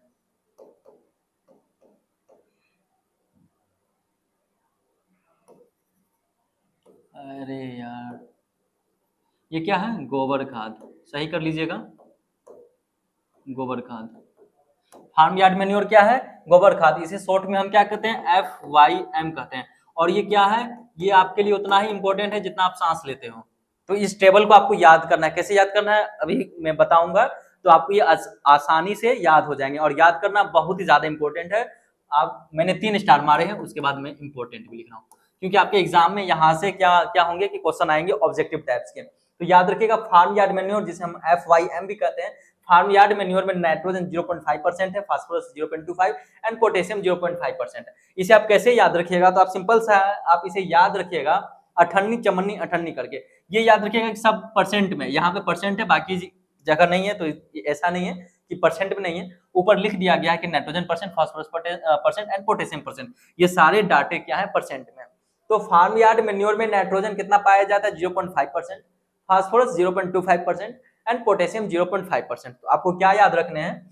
कैसे याद रखने हैं? आप याद रखिए अठन्नी चमन्नी अठन्नी अठन्नी। 0.5 का मतलब क्या हो गया? 50 पैसा। 0.25 का मतलब क्या हो गया? 25 पैसा। फिर 0.5 का मतलब 50 पैसा। तो आपको क्या याद रखने हैं कि फार्म यार्ड मैन्योर में एनपीके किस अनुपात में पाया जाता है? अठन्नी चमन्नी अठन्नी। 0.5 0.25 0.5 याद रखना है आपको। ओके। फिर क्या है? कंपोस्ट। कंपोस्ट में नाइट्रोजन 0.5%, फास्फोरस 0.15, फिर क्या? पोटेशियम 0.5। इसको भी आप कैसे याद रखोगे? FYM की तरह कि नाइट्रोजन फास्फोरस फिक्स है, पोटेशियम कितना है? 1.5 है। समझ गए? 0.15 है। जो मैंने इसे याद रखा था, कैसे याद रखा था? तो अठन्नी सवा अठन्नी। कैसे? सवा कैसे? रुपया में सवा का मतलब होता है 25 रुपया। 25 रुपया को कहते हैं ना कि 125 रुपया को कहते हैं सवा सौ का मतलब होता है 125, क्योंकि 25 चौके करेंगे तो कितना हो जाएगा? 100 हो जाएगा, इसलिए इनको कहा जाता है सवा। लेकिन जब हम टाइम का करते हैं, टाइम कैसे आप बताते हो? 15 मिनट है, 15 मिनट को 4 से इंटू करेंगे तो कितना हो जाएगा? 60 मिनट। 60 मिनट का कितना हो गया? 1 आवर। तो क्या होता है कि रुपया में 25 होगा तब सवा कहेंगे, और टाइम में क्या होता है? 15 मिनट को सवा कहते हैं। क्या कहते हैं? अगर 1:15 हुआ होता है तो हम कहते हैं कि सवा 1 हो रहा है। 2:15 तो सवा 2। तो आप इसको क्या करो? उससे रिलेट करके पढ़ो, अठन्नी सवा अठन्नी। ठीक है। फार्म यार्ड मैन्योर में क्या है? अठन्नी चमन्नी अठन्नी। चमन्नी मतलब 25 पैसा। उसके बाद आते हैं आपको वर्मी कंपोस्ट। वर्मी कंपोस्ट क्या होते हैं? केचुआ समझते हो? केचुआ, केचुए से जो खाद की मेकिंग की जाती है उसे वर्मी कंपोस्ट कहते हैं। इसको याद रखना, 1.5 सवा 1.5। ओके। एक से 1.5 मत याद रखना, एक डाटा याद रखना, क्या? 1.5 सवा 1.5। उसके बाद है पोल्ट्री मैन्योर। पोल्ट्री मैन्योर क्या होता है कि जो पोल्ट्री होते हैं ना, उनके जो बाय प्रोडक्ट होता है पोल्ट्री का, उन पोल्ट्री को कुक्कुट पालन भी कहते हैं। तो पोल्ट्री का जो बाय प्रोडक्ट होता है उनसे मैन्योर तैयार किया जाता है। तो इसमें क्या होता है? 3.03 नाइट्रोजन, 2.6% क्या होता है? फास्फोरस, 1.4% क्या होता है? पोटेशियम। अब इसको कैसे याद रखोगे? इसको याद रखो तुम 3। एक सिंपल सा है याद रखने का, एक और ट्रिक है। यहां तक तो आपको वही फॉलो करने हैं जो मैंने बताया। इसके बाद कैसे याद रखोगे वो समझो। पोल्ट्री में याद रखना आप कि पॉइंट को भूल जाओ। पॉइंट तो आपको लगाने हैं, पॉइंट दिमाग में रखना। पॉइंट सब में लगाने हैं, जो दशमलव है वो सब में लगाना है, बट आपको दिमाग में उनको याद रखना है। इनको कैसे कैसे याद रखो? 30 26 14। 30 26 14 पॉइंट एक डिजिट आगे से हटा के पॉइंट लगा देना। 30 26 14 तो 3.0 हो गया, 26 2.6 हो गया, 14 1.4 हो गया। तो पॉइंट को दिमाग में रखना है, दशमलव को दिमाग में रखना है, और इसको ऐसे ही याद रखो 30 26 14। उसके बाद क्या है? Castor cake. केस्टर अरंडी के केक से बनाया जाता है। जब अरंडी का तेल निकाल लिया जाता है तो उनका खल्ली बचता है, उनके खल्ली से फिर क्या होते हैं? मैन्योर तैयार किए जाते हैं। आप लोगों ने देखा होगा जब सरसों से तेल निकाल ली जाती है तो उनका खल्ली बचता है, तो वो भी क्या है? उनका भी यूज किया जाता है। बहुत सारे उनके यूजेज हैं। उसी तरह जब अरंडी का तेल निकाल लिया जाता है तो उसी प्रकार का खल्ली बचता है। खल्ली का मतलब क्या? मतलब उनको इतना पेड़ा गया है कि बस उसमें क्या बचा है कि आप खल्ली बचा, उसमें आप एक भी तेल नहीं होता। जिस तरह गन्ने का जूस निकाला जाता है ना, पेड़ के जूस अलग हो गया उनका, अब वो क्या बचा कि वो जलावन का काम हो गया, जो गरीब लोग उनका भी इस्तेमाल करते हैं जलावन वगैरह में, अच्छा उनसे मतलब कि जो चूल्हा जिनके यहाँ यूज होता है ना उनका यूज किया जाता है। यानी कि आप लोग तो चाहते होंगे कि टीचर को एकदम गन्ने के रस के जैसा पेर के क्या करना है, नॉलेज लेना है। बात भी सही है, लेना चाहिए। केस्टर केक क्या है, आरंडी के केक में क्या याद रखना है, दशमलव को दिमाग में याद रखना है, 43 18 13, 43 18 13, 4.3 1.8 1.3। और आपको ये क्या करना है, आपको ऐसे याद नहीं रखना है कि 4.3% नाइट्रोजन है, फिर 1.3% क्या है फास्फोरस है, फिर 1.8% क्या है पोटेशियम। नहीं, एनपीके दिमाग में रखना है। नाइट्रोजन के बाद फास्फोरस आएगा, फास्फोरस के बाद पोटेशियम आएगा। एनपीके मैं बार बार कहता हूँ जब भी लेक्चर लेता हूँ, एनपीके ही कहता हूँ, नाइट्रोजन फास्फोरस पोटेशियम। उसी तरह आपको क्या याद रखना है, 43 18 13। ओके, 43 18 13। सेकंड में क्या फास्फोरस, तो 1.8 क्या होगा, फास्फोरस ही होगा। ओके, फिर क्या है, ब्लड मिल, रक्त से, यानी कि जो एनिमल वगैरह जो होते हैं उनके जो ब्लड होते हैं, खून होते हैं, उन खून से भी मेन्यूर तैयार किया जाता है, उनका भी प्रोसेस होता है। तो उनमें क्या है कि 1 से 12% नाइट्रोजन, 1 से 2% क्या होता है फास्फोरस, पोटेशियम नहीं है। उसके बाद क्या होता है, फिश मील, जो मछलियां होती हैं उनसे भी क्या होता है कि मेन्योर तैयार किए जाते हैं। तो इनको कैसे याद रखिएगा, 4 से 10 3 से 9, इधर क्या है 0.3 से 1.5, समझ गए। ये 3 याद रखने का अच्छा तरीका था। फार्म यार्ड मेन्योर बोलिए मेरे साथ, अठन्नी चमन्नी अठन्नी। फिर है क्या, उसके बाद कंपोस्ट है तो अठन्नी सवा अठन्नी। उसके बाद क्या है, फिर वर्मी कंपोस्ट है 1.5 सवा 1.5 बोलिएगा। उसके बाद क्या है, पोल्ट्री मेन्योर है 30 26 14। उसके बाद क्या है, केस्टर केक है 43 18 13। उसके बाद क्या है, ब्लड मिल है 1 से 12 1 से 2। फिर क्या है, फिश मिल है 4 से 10 3 से 9, और फिर 1.5। इनमें 1.5 याद रखिएगा, ठीक है। और 0.3 से स्टार्ट होता है 1.5 तक जाता है, तो 1.5 याद रखिएगा। ये सारे के सारे क्या हैं, मेन्योर है, ये सारे के सारे ऑर्गेनिक मेन्योर है। और आपके एग्जाम में यहाँ से एक क्वेश्चन आएंगे, आपको फिल इन द ब्लैंक्स में करना होता है कि वो क्या क्या होगा। बेसिकली क्या है कि जो टीचर होते हैं वो farmyard manure, basically farmyard manure, compost और वर्मी कंपोस्ट से पूछ लेते हैं, क्योंकि काफी इनको याद रखना, जब तक आप इनको लॉजिकली याद नहीं करोगे, दिमाग में एक इनका लॉजिक नहीं बनाओगे, तो आपको ये कभी भी याद नहीं रहेंगे। तो इनको एक लॉजिक से याद करना, जो मैंने बताया, या तो आप मेरे तरीके से याद कर लेना, या आपका कोई अच्छा सा तरीका होगा याद करने का, तो उससे आप क्या करना, याद कर लेना। चलिए आगे बढ़ते हैं। आगे है classification of organic manure. Organic manure को अब हम क्लासिफाई करेंगे। तो पहला क्या था, बल्कि ऑर्गेनिक मेन्योर, दूसरा क्या था, कंसंट्रेटेड। मैंने जो ऑर्गेनिक मेन्योर को क्लासिफाई किया था वो 2 पार्ट में किया था, एक बल्कि, दूसरा कंसंट्रेटेड। बल्कि मतलब जो नेचर में क्या हो, बल्क में हो, और कंसंट्रेटेड क्या हो कि ये बल्क में होते हैं बट इनके कंपेयर में ज्यादा न्यूट्रिएंट्स होते हैं कंसंट्रेटेड में। ओके, तो बल्कि मेन्योर को हमने क्लासिफाई किया था फार्म यार्ड मेन्योर में, फिर वर्मी कंपोस्ट में, फिर कंपोस्ट में। कंपोस्ट बेसिकली 4 प्रकार के होते हैं। कोयम्बटूर मेथड, ये कंपोस्ट बनाने का मेथड है। Farm yard manure, vermicompost, फिर क्या कंपोस्ट। कंपोस्ट कितनी विधि से बनाए जाते हैं, तो उनके 4 विधि है। पहला क्या, कोयम्बटूर मेथड, फिर क्या है इंडोर मेथड, फिर क्या है बंगलोर मेथड, फिर क्या है नाडेप मेथड। बेसिकली ये जो कोयम्बटूर, इंदौर या बेंगलोर है, ये जगह के नाम पे है। यानी कि पहला जो कोयम्बटूर है ना, वहां बनाया गया था ये कंपोस्ट। उसके बाद इंदौर में बनाया गया, फिर बेंगलोर में, फिर कहाँ पे, फिर ये मेथड है नाडेप मेथड, ये कंपोस्ट बनाने की विधि है। तो कंपोस्ट खाद हम 4 प्रकार से बना सकते हैं। फिर नाइट सॉइल है। नाइट सॉइल क्या होता है ना, जो ह्यूमन बाय प्रोडक्ट होते हैं, नाइट सॉइल। ओके, इसको नाइट ही रखिए, समझ लीजिए मैं क्या कह रहा हूँ। नाइट सॉइल क्या होते हैं, जो ह्यूमन बाय प्रोडक्ट होते हैं, जो हमारा एक्सक्रेटा होता है, तो एक जगह इकट्ठा होता है, जिसे हम क्या कहते हैं, होद कहते हैं ना, जहाँ पे ह्यूमन का बाय प्रोडक्ट इकट्ठा होता है।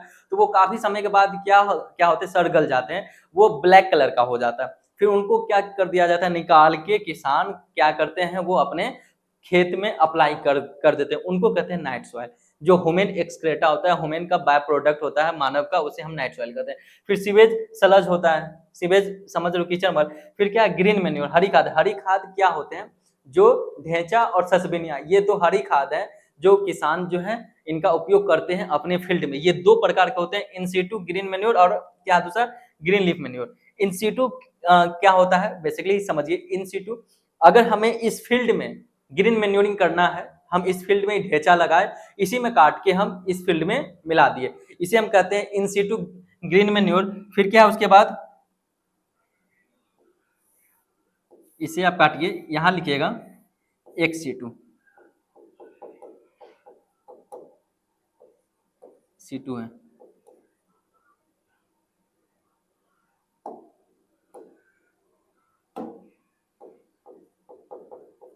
C2 समझ गए। यानी कि दो टाइप के क्या होते हैं, ग्रीन मैन्योरिंग होते हैं। पहला होता है इन सीटू, दूसरा होता है एक्स सीटू। इन सीटू जिस फील्ड में हमें ग्रीन मैन्योरिंग करना है उसी फील्ड में ग्रीन मैन्योर क्रॉप्स लगाएंगे, जैसे सस्पेनिया, ढेंचा।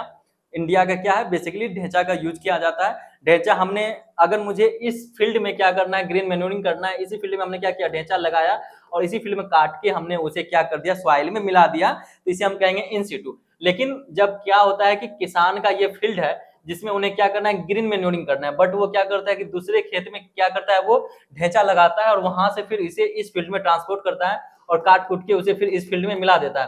तो ये होता है एक्स सीटू। यानी कि दूसरे फील्ड पे हमने क्या किया, उनको लगाया, जब वो बड़ा हो गया, उनका ग्रीन मैन्योरिंग करने का टाइम आ गया, तो इस फील्ड से काट करके हमने मेन फील्ड में लगा दिया जहां हमें ग्रीन मैन्योरिंग करने हैं। इसे कहते हैं एक्स सीटू। तो क्या होते हैं ग्रीन मैन्योरिंग, बेसिकली दो टाइप के, इन सीटू, एक्स सीटू।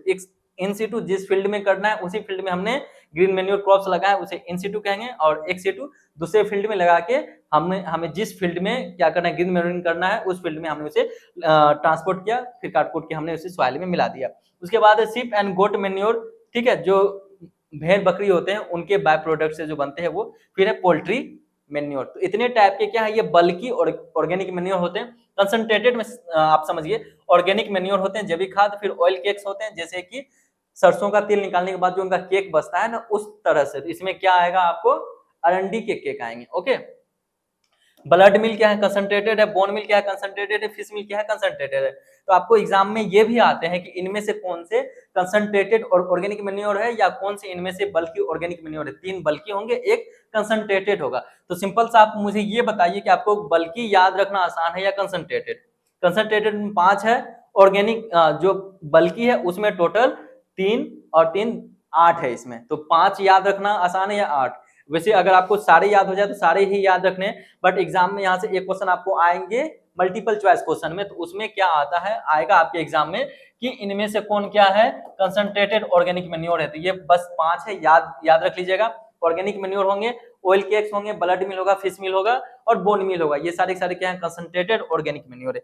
चलिए आगे बढ़ते हैं। आगे है क्लासिफिकेशन ऑफ फर्टिलाइजर। अब हम फर्टिलाइजर को क्लासिफाई करेंगे। मैन्योर को हमने अब तक क्या समझा, मैन्योर में मैन्योर का हम लोगों ने डिफिनेशन देखा। मैन्योर को दो पार्ट में हम लोगों ने क्लासिफाई किया, बल्कि एंड कंसंट्रेटेड। अभी हम लोगों ने वो भी देख लिया। फिर जो ऑर्गेनिक मैन्योर होते हैं उनमें जो नाइट्रोजन, फास्फोरस, पोटेशियम का जो रेशियो होता है वो भी हम लोगों ने देख लिया। उसके बाद इससे पीछे हम लोगों ने कितने टाइप्स के बल्कि ऑर्गेनिक मैन्योर है और कौन कौन कंसंट्रेटेड है वो भी देख लिया। अब यहाँ से क्या होते हैं, फर्टिलाइजर स्टार्ट होते हैं। मैन्योर में किसी भी प्रकार का कोई डाउट अब नहीं बचा होगा आप लोगों के पास। चलिए फर्टिलाइजर को क्लासिफाई करते हैं, उर्वरक को क्लासिफाई करते हैं। तो इन्हें हम क्लासिफाई कर सकते हैं न्यूट्रिएंट्स के परसेंट पे, यानी कि कितने न्यूट्रिएंट्स प्रेजेंट है। यानी कि बेसिकली स्टेट फर्टिलाइजर होते हैं, okay, complex fertiliser, mixed fertiliser. Straight fertiliser वैसे फर्टिलाइजर को कहेंगे, वैसे उर्वरक को कहेंगे जिसमें केवल एक ही फर्टिलाइजर प्रेजेंट हो, इसे हम कहते हैं स्टेट फर्टिलाइजर। मिक्स्ड फर्टिलाइजर जिसमें 2 या 3 हो। कम्प्लेक्स में क्या है कि मोर देन 2 हो। मिक्स्ड में 2 होगा, कम्प्लेक्स में मोर देन 2 होगा। समझ गए। तो इसे हम डिवाइड कर सकते हैं बेस्ड ऑन न्यूट्रिएंट्स प्रेजेंट पे। तो पहला स्टेट फर्टिलाइजर, दूसरा है बेस्ड ऑन प्राइमरी न्यूट्रिएंट्स पे करते हैं। पहला क्या याद रखना है आप लोगों को कि हम फर्टिलाइजर को डिवाइड कर रहे हैं उनके किस बेसिस पे, तो नंबर ऑफ न्यूट्रिएंट्स। तो जब नंबर ऑफ न्यूट्रिएंट्स को क्लासिफाई करेंगे, पहला याद रखेंगे स्टेट फर्टिलाइजर। स्टेट फर्टिलाइजर वैसे फर्टिलाइजर होते हैं जिनमें केवल एक पोषक तत्व क्या हो कि उपलब्ध हो, उसे हम कहते हैं स्टेट फर्टिलाइजर। तो जब एक पोषक तत्व उपलब्ध होंगे फिर हम उसको डिवाइड करते हैं on the basis of primary nutrients. Primary nutrients क्या होते हैं, एनपीके, आपको याद होगा एनपीके। तो उन्हीं के बेसिस पे हमने डिवाइड कर दिया कि बेस्ड ऑन प्राइमरी न्यूट्रिएंट्स क्या होंगे, नाइट्रोजनस फर्टिलाइजर होगा, या तो पोटासिक फर्टिलाइजर होगा, या तो फॉस्फेटिक फर्टिलाइजर होगा। फॉस्फेटिक में जैसे इसके एग्जांपल ले सकते हैं डीएपी। नाइट्रोजनस में हम क्या लिख सकते हैं, यूरिया। पोटासिक में हम क्या लिख सकते हैं, तो केसीएल, पोटेशियम क्लोराइड। तो ये सारे क्या है, फर्टिलाइजर है। अब समझिए based on the amount of nutrient present, कितने अमाउंट में उसमें पोषक तत्व उपस्थित है। पहला क्या था कि कितने नंबर है पोषक तत्व के, okay, based on the number of nutrients. पोषक तत्वों के उपलब्धता के आधार पे। फिर क्या है, कितने मात्रा में पोषक तत्व उपलब्ध है, तो उनमें पहला क्या, हाई एनालिसिस फर्टिलाइजर, फिर low analysis fertiliser. High analysis fertiliser क्या है, जिसमें मोर देन 25% प्राइमरी फर्टिलाइजर होंगे उसे हाई एनालिसिस कहेंगे, और जिसमें लेस देन 25% होंगे उसमें लो एनालिसिस फर्टिलाइजर कहेंगे। उसके बाद है based on the residual soil reduction, okay, यानी कि अपशिष्ट मिट्टी में कमी, यानी पीएच के आधार पे। पीएच के आधार पे क्या है, यानी कि कुछ फर्टिलाइजर ऐसे होते हैं जो सॉइल में एसिडिटी काउज करते हैं, जैसे यूरिया क्या है, सॉइल में एसिडिटी काउज करता है, मृदा की अम्लीयता को बढ़ाता है, समझ गए। तो कुछ फर्टिलाइजर ऐसे होते हैं जो मृदा में अम्लीयता को बढ़ाएगा, कुछ ऐसे होते हैं जो कि बेसिसिटी बढ़ाता है, समझ गए। और कुछ ऐसे होते हैं कि न्यूट्रल फॉर्म में होते हैं, जैसे केन, केन किसान खाद, इसे सोना खाद भी कहते हैं, जिसमें 25% क्या होते हैं, नाइट्रोजन पाए जाते हैं, 12.5% अमोनिकल फॉर्म में, 12.5% क्या है, नाइट्रेट के फॉर्म में। जब हम फर्टिलाइजर आगे पढ़ेंगे तो ये सारा कंपोजिशन आपके सामने आएगा, ध्यान बनाए रखिए। तो कुछ फर्टिलाइजर ऐसे होते हैं जो अम्लीय प्रकृति होते हैं, सॉइल में एसिडिटी काउज करते हैं, अम्लीयता को बढ़ाते हैं। कुछ ऐसे होते हैं बेस फॉर्मिंग, सॉइल में क्या करते हैं, वो बेसिसिटी को बढ़ाते हैं, समझ गए। अब कुछ क्या होते हैं, न्यूट्रल होते हैं, इसका क्या एग्जांपल, केन, कैल्शियम अमोनियम नाइट्रेट, ये सॉइल में क्या होते हैं, न्यूट्रल कंडीशन में होते हैं, ना तो सॉइल के पीएच, ना तो सॉइल का पीएच बढ़ाते हैं ना घटाते हैं, ना तो अम्लीयता काउज करेंगे, ना तो उनके बेसिसिटी को काउज करेंगे, ओके। तो इतने बेसिकली हमने 3 मेथड में फर्टिलाइजर को क्लासिफाई किया, नंबर के आधार पर, मात्रा के आधार पर, दूसरा सॉइल रेसिड्यूल के आधार पर, यानी कि सॉइल किस टाइप का हो सकता है। तो सॉइल में जो रेसिड्यूल के आधार पर हमने किया, ये सॉइल के पीएच को इफेक्ट करता है, या तो सॉइल को एसिडिटी काउज करेगा, या तो बेसिसिटी काउज करेगा, या तो न्यूट्रल रखेगा। नंबर के आधार पे हमने किया तो स्टेट फर्टिलाइजर, जिसमें हमने ये देखा कि based on the primary nutrients के आधार पे, तो एनपीके ये प्राइमरी न्यूट्रिएंट्स है। फिर बेस्ड ऑन द अमाउंट के आधार पे हमने क्लासिफाई किया, तो हाई एनालिसिस या लो एनालिसिस, ओके। चलिए आगे अब हम क्या करते हैं, ये समझेंगे कंप्लीट फर्टिलाइजर क्या है, मिक्स्ड फर्टिलाइजर क्या है, हाई एनालिसिस क्या है, लो एनालिसिस क्या है, ओके। समझिए आगे, ये भी जितने चीज हैं, ये जितने चीजें acid forming, base forming, neutral, high analysis, low analysis, ये सारे हम आगे फिर डिस्कस करेंगे। अभी आगे शॉर्ट फॉर्म में ये समझिए कि क्या है कंप्लीट फर्टिलाइजर। 3 प्राइमरी न्यूट्रिएंट्स जिस उर्वरक में होंगे उसे हम कहते हैं कंप्लीट फर्टिलाइजर। कहते हैं ना कि ये कंप्लीट पैकेज है, ये आपको कंप्लीट पैकेज मिल रहा है, इसमें आपका पूरा कोर्स ड्यूरेशन होगा। कंप्लीट का मतलब इससे बाहर आपको एक्स्ट्रा रुपए देने की कोई जरूरत नहीं है, वही होते हैं कंप्लीट फर्टिलाइजर। कंप्लीट फर्टिलाइजर वैसे उर्वरक होते हैं जिनमें तीनों प्राथमिक पोषक तत्व पाए जाते हैं, उसे हम कहेंगे कंप्लीट फर्टिलाइजर। 3 प्राइमरी न्यूट्रिएंट्स, आप अगर इसे हिंदी में बना के लिखना चाहो तो वैसे उर्वरक जिनमें तीनों प्राथमिक पोषक तत्व उपलब्ध होते हैं उसे हम क्या कहते हैं, कंप्लीट या पूर्ण उर्वरक कहते हैं। उसके बाद आता है mixed fertiliser. 2 or more direct fertiliser are combined with physical fertiliser to form mixed fertiliser. 2 या 2 से अधिक प्रत्यक्ष उर्वरकों को भौतिक उर्वरकों के साथ मिलाकर मिश्रित उर्वरक बनाया जाता है, इसे हम क्या कहेंगे, mixed fertiliser. High analysis fertiliser क्या होता है, जिसमें मोर देन 25% नाइट्रोजन होगा, उसे हम हाई एनालिसिस कहेंगे। और लो एनालिसिस क्या होता है, जिसमें लेस देन 25% क्या होते हैं, नाइट्रोजन होते हैं, उसे हम कहते हैं लो एनालिसिस। जैसे आपका यूरिया क्या होगा, इसका एग्जांपल हम लिख सकते हैं यूरिया, है ना। क्योंकि यूरिया में 46% क्या होते हैं, नाइट्रोजन होता है, ओके, 46% नाइट्रोजन होता है। और लो एनालिसिस हम लिख सकते हैं किसे,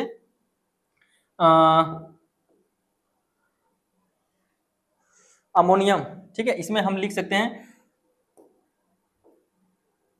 अमोनियम नाइट्रेट, अमोनियम नाइट्रेट, ठीक है, अमोनियम नाइट्रेट, समझ गए। यानी कि जिसमें 25% से ज्यादा नाइट्रोजन होगा उसे हाई एनालिसिस कहेंगे, जिसमें 25% से कम नाइट्रोजन होगा उसे हम लो एनालिसिस कहेंगे। आप जैसे समझिए केन, हमने आपको बताया था केन क्या है, कैल्शियम अमोनियम नाइट्रेट, इसका फुल फॉर्म होता है कैल्शियम अमोनियम नाइट्रेट, लिख लीजिएगा। कैल्शियम अमोनियम नाइट्रेट क्या होते हैं कि ये, इसे हम सोना खाद भी कहा जाता है। इसमें 25% क्या होते हैं, नाइट्रोजन होता है, 25% नाइट्रोजन होता है, 12.5% होते हैं इसमें अमोनिकल फॉर्म में, अमोनिकल फॉर्म में 12.5% लिख लीजिएगा, यहाँ जगह की कमी पड़ रही है, लिख लीजिए आप लोग। केन क्या होता है, इसे हम सोना खाद भी कहते हैं, इसे किसान खाद भी कहा जाता है। इसमें 25% नाइट्रोजन पाया जाता है, जो कि 12.5% अमोनिकल फॉर्म में होता है, 12.5% नाइट्रेट के फॉर्म में होता है। अब ये समझिए अमोनिया क्या है, ये एसिडिक नेचर का होता है, इसमें 12% क्या होता है, नाइट्रोजन होता है। उसके बाद देखिए नाइट्रेट क्या होता है, बेसिक नेचर का होता है, इसमें भी क्या होता है, 12% नाइट्रोजन होता है। यहाँ पे लिख दिया गया है, मैं यहाँ बेकार का लिख रहा था, जो है ये कैल्शियम अमोनियम नाइट्रेट, इसमें अमोनिया 12.5%, 12.5 लिखिएगा, यहाँ पे सिर्फ 12 लिखा गया, 12.5% जो है वो एसिडिक 12.5% अमोनिया के फॉर्म में होता है, इसलिए इसे अमोनिकल फर्टिलाइजर कहा जाता है। 12.5% नाइट्रेट के फॉर्म में होता है। ओके, तो जो अमोनिकल फॉर्म में होता है ये एसिडिक नेचर होता है, ये एसिडिटी काउज करता है। बट फिर नाइट्रेट जो है ये बेसिक नेचर का होता है, ये बेसिसिटी काउज करता है। तो जब एसिड और बेस मिलते हैं तो ये क्या हो जाते हैं, न्यूट्रल हो जाते हैं। ठंडा पानी और गर्म पानी जब मिलेगा तो एक न्यूट्रल कंडीशन में आ जाएगा, वही बात है। अमोनियम नाइट्रेट ये क्या होता है, एसिड फॉर्मिंग है, ठीक है। जो ये अमोनियम नाइट्रेट है ये एसिड फॉर्मिंग फर्टिलाइजर है, ये एसिडिटी काउज करता है, सॉइल में अम्लता को बढ़ाता है। समझ गए आप लोग क्या है, कंप्लीट फर्टिलाइजर समझ गए, मिक्स्ड फर्टिलाइजर समझ गए, हाई एनालिसिस फर्टिलाइजर समझ गए जिसमें नाइट्रोजन मोर देन 25% होगा, लो एनालिसिस समझ गए जिसमें लेस देन 25% होगा, केन समझ गए, कैल्शियम अमोनियम नाइट्रेट 25% इसमें नाइट्रोजन होता है, 12.5% अमोनिकल फॉर्म में होता है अमोनिया, ओके, जो कि एसिडिटी काउज करता है, और 12.5% नाइट्रेट के फॉर्म में होता है जो कि बेसिसिटी काउज करता है। एसिड बेस दोनों मिलके सॉइल न्यूट्रल हो जाता है, ओके, उदासीन हो जाता है। और अमोनियम फर्टिलाइजर क्या होता है, ये एसिडिटी काउज करता है। तो चलिए इस लेक्चर को यहीं पे कंप्लीट करते हैं, आगे फिर हम पढ़ेंगे फर्टिलाइजर के बारे में, डिफरेंट टाइप के फर्टिलाइजर, उनके कंपोजिशन को पढ़ेंगे। तब तक के लिए दीजिए अलविदा, थैंक यू।